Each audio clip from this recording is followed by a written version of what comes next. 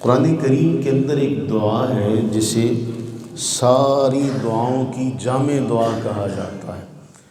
ربنا آتنا فی الدنیا حسنہ وفی الآخرۃ حسنہ وقنا عذاب النار۔ کہ اس مختصر سے جملے میں آپ نے سارا کچھ اللہ تعالیٰ جل وعلا سے مانگ لیا، دنیا کی بھلائی ہو، آخرت کی بھلائی ہو، عذاب نار سے بچنے کا معاملہ ہو، آپ نے سب کا سب اللہ سے مانگا۔ اب اس کی تھوڑی سی تفصیل میں جائیں کہ دنیا کی اور آخرت کی جو بھلائی ہے وہ کیا ہے، اور اسے نبی سرور عالم صلی اللہ علیہ وسلم نے کیسے بیان فرمایا۔ حضرت سیدنا عبداللہ ابن عباس رضی اللہ تعالیٰ عنہما بیان فرماتے ہیں کہ نبی سرور عالم صلی اللہ علیہ وسلم نے فرمایا 4 چیزیں ایسی ہیں کہ جس کو وہ 4 چیزیں مل جائیں تو یوں سمجھ لو کہ اسے دنیا اور آخرت کی ساری بھلائی اللہ تعالیٰ نے عطا فرما دی۔ اب آپ دیکھیے گا کہ ان 4 چیزوں کا تعلق ہماری زندگی کے ساتھ کتنا ہے، اور یہ 4 چیزیں فرمایا جس کو مل جائیں اسے دنیا اور آخرت کی بھلائی مل گئی۔ سب سے پہلا فرمایا شکر ادا کرنے والا دل،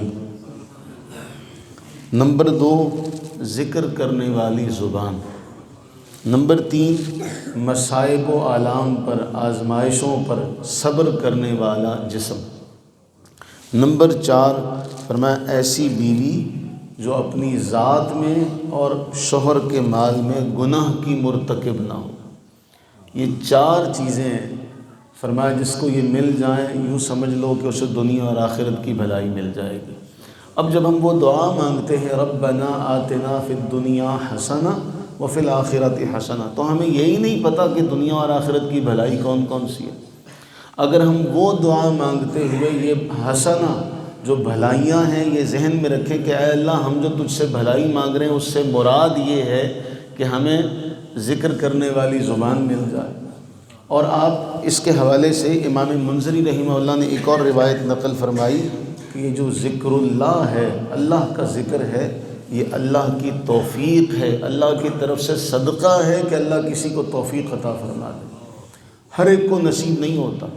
اس حوالے سے امام منذری فرماتے ہیں کہ نبی سرور عالم صلی اللہ علیہ وسلم فرمایا کہ شیطان ہر وقت ابن آدم کے ساتھ لگا رہتا ہے کہ کب اس کو اپنا لقمہ بنا لے، کب اس کو اپنا لقمہ بنا لے۔ جب وہ اللہ کا ذکر کرتا ہے تو شیطان پھر پرے ہٹ جاتا ہے، دور ہٹ جاتا ہے، ورنہ وہ اسی طاق میں لگا رہتا ہے کہ کب یہ اللہ کے ذکر سے غافل ہو اور کب میں اس کو اپنا لقمہ بناؤں۔ اس لیے نبی سرور عالم صلی اللہ علیہ وسلم اللہ تعالیٰ کا سب سے بڑا فضل پتہ کیا ہے؟ اللہ کا سب سے بڑا فضل اور سب سے بڑا احسان یہ ہے کہ وہ بندے کو اپنے ذکر کی توفیق عطا فرما۔ یعنی یہ معمولی نہیں ہے کہ جس کو دنیا اور آخرت کی بھلائی مل جائے اس میں جو زبان ہے ذکر کرنے والی، یہ معمولی سا کام نہیں ہے۔ پھر اس کے بعد انسان کا شکر ادا کرنے والا دل۔ ہم انسان ہیں، ذرا سی تکلیف پہنچتی ہے تو ناشکری کا کوئی نہ کوئی جملہ زبان سے نکل ہی آتا۔ یہ 2 چیزیں فرمایا۔ پھر مصیبت پر صبر کرنے والا جسم۔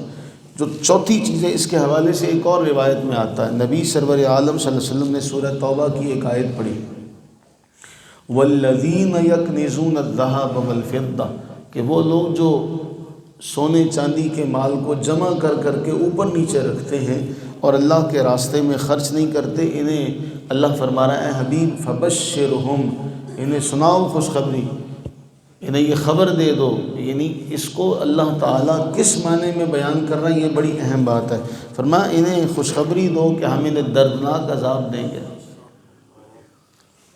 اب نبی سرور عالم صلی اللہ علیہ وسلم جب یہ فرمایا کہ سونے اور چاندی کو جمع کرنا جو ہے اور اللہ کے راستے میں خرچ نہ کرنا، جوڑ جوڑ کے رکھنا، تو صحابہ کرام علیہم رضوان نے عرض کیا اے اللہ کے نبی صلی اللہ علیہ وسلم پھر ہم کیا جمع کریں؟ کون سا مال ہے جسے جمع کرے تو ہمارے لیے بہتر ہے؟ تو اللہ کے نبی سرور عالم صلی اللہ علیہ وسلم فرمایا سب سے افضل مال جسے تم جمع کرو، سب سے افضل مال یہ ہے کہ ذکر کرنے والی زبان، شکر کرنے والا دل اور ایمان والی بیوی جو تمہارے ایمان کو مضبوط کرے۔ یہ جملہ بھی بہت اہم ہے کہ بسا اوقات انسان خود گناہ نہیں کرتا، اس کی جو بیوی ہے وہ اسے گناہ کے راستے پر لے جاتی ہے کہ ایسے نہیں کرنا، اپنی ماں کے ساتھ ایسے کر لو، بھائی کے ساتھ ایسے کرو، فلاں کے ساتھ ایسے کرو، ہر معاملے میں۔